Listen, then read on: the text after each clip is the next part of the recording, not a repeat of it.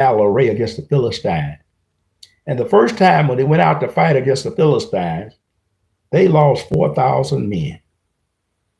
And they were trembling and afraid that they had been so smitten before the Philistines. So they decided, what must we do? Why wasn't God with us?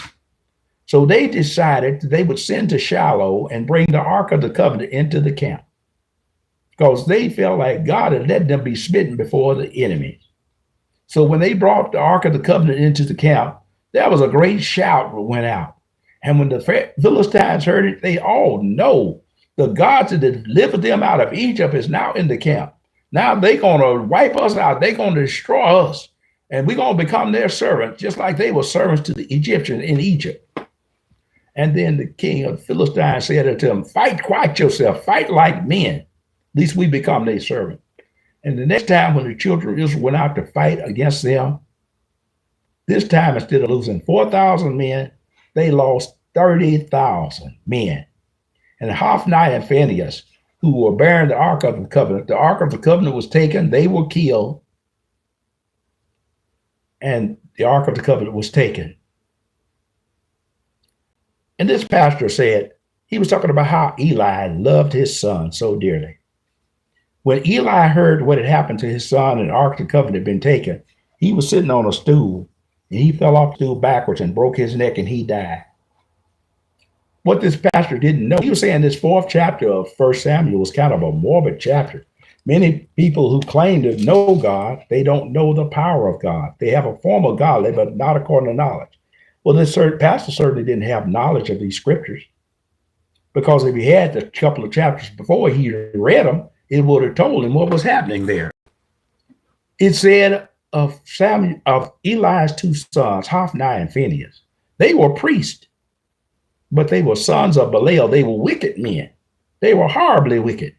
They were profaning the sacrifices of God. They was taking things by force. They wasn't offering to God the things they were supposed to offer to God.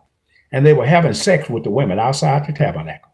They were causing the people of God to transgress against God. This is why the Ark of the Covenant was taken, and this is why his two sons were killed. But this pastor was praising Eli, saying that how he loved his sons.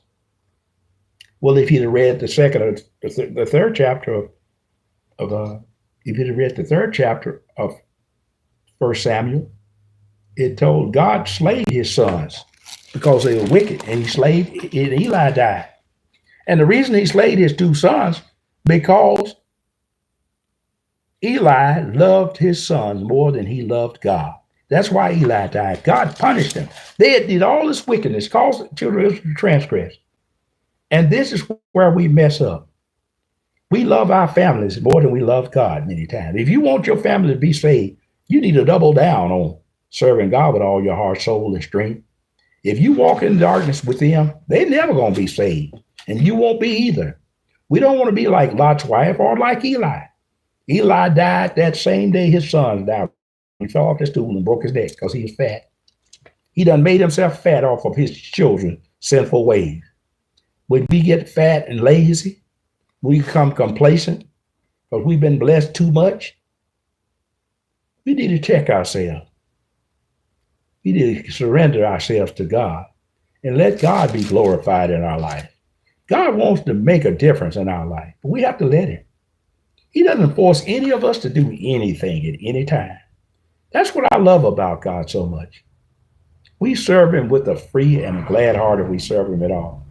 He doesn't force us to do anything. This same pastor one time, he said, God can infiltrate the most evil and corrupt heart, and he can show his power and make him do what he wants to do. That's so wrong and so false. God has never infiltrated anybody's heart. God has never forced himself over anybody or forced anything. In the book of Revelations, he says, behold, I stand at the door and knock. If any man will open unto me, I will come in and sup with him. I will make my abode with him. In the book of Genesis, he says, I set before you this day good and evil, death and life. He said, choose. He said, I would that you choose life. God doesn't make us choose life. We can choose hell and destruction if we want to. We can go to hell if we want to go there.